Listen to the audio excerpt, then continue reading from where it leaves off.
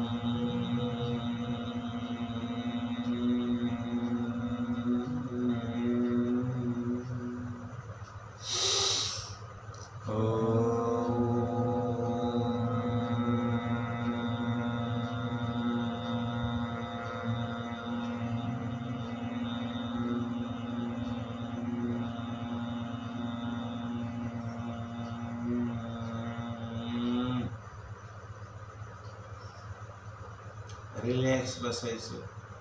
3 वेळा ओंकार झाले. 5 सेकंदात घेतलेली हवा 10 सेकंदात सोडली. ओंकार झाल्यानंतर मस्त हात चांगले एकमेकावर घासायचे. तळवे डोळ्यावर ठेवायचे आणि बोटाच्या फटीतून पाहायचं. मग डोळे उघडायचे. एकदम डोळे उघडायचे नाही. खूप रिलॅक्स बसायचं पुन्हा. आणि पहिलं भस्त्रिका. भस्त्रिका म्हणजे भासरा यंत्र. लोहराच्या भात्याला भस्त्रिका म्हणतात. तो भाता काय करतो, जोर जोरात हवा टाकून कोळशी फुलवतो आणि ते फुलवलेल्या कोळशात लोखंड तापवतो.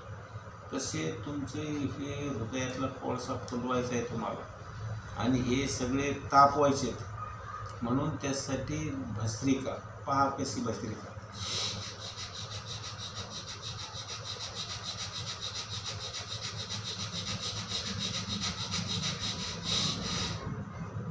किती करा, तुम्हाला जेवढा दम असेल तेवढं.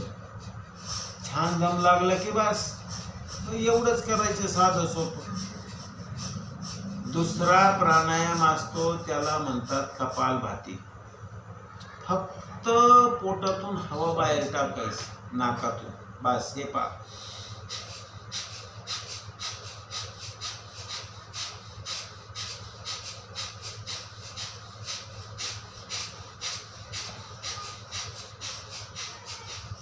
बस किती साधं सोपं. काही ताणतणाव नाही, काही नाही. तिसरा अनुलोम विलोम. उजवी नाकपुडी दाबून धरायची. डावीने श्वास वर घ्यायचा, उजवीने सोडायचा, परत उजवीने वर, डावीने सोडायचा, परत डावीने वर, उजवीने सोडायचा, परत उजवीने वर, डावीने सोडायचा, परत डावीने वर.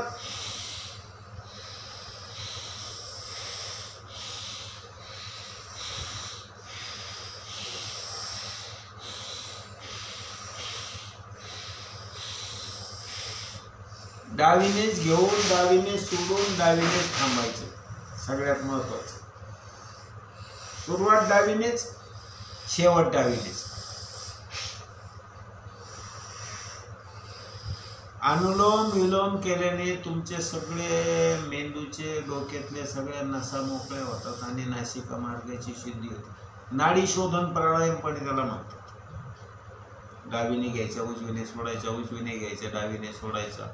यात कुंभक, पूरक, रेचक बी करू शकता तुम्ही, पण तेवढी तन्मयता साधायला जरा. आता आपण सध्या तर हे शिकू.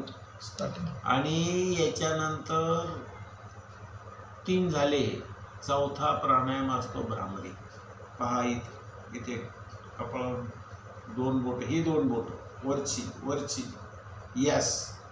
ह्या 3 बोटांनी डोळे बंद, अंगठ्याने कानाच्या पाळ्या बंद आणि 5 सेकंदात घेतलेली हवा 10 सेकंदात सोडायची, पण नाकाने. पहा, गुंजन करायचे.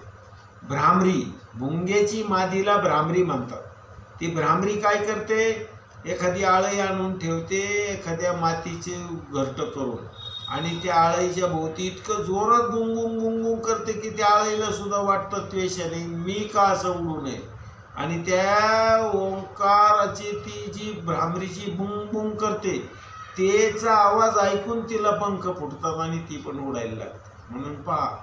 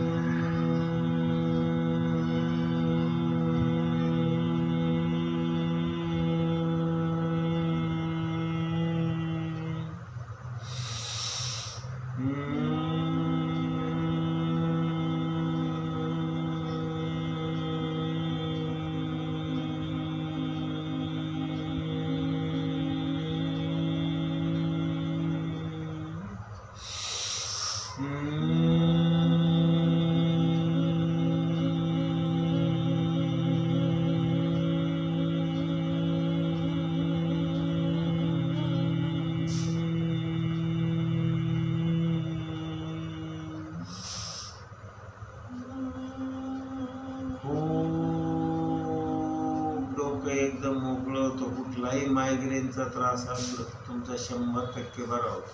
चांगले हात चोळायचे, तळवे डोळ्यावर ठेवायचे आणि पोटाच्या पाठीतून पाहायचे.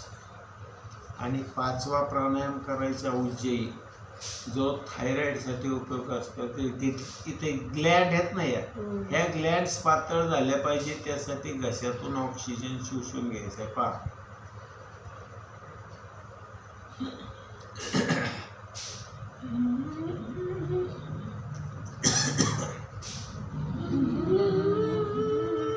बरोबर.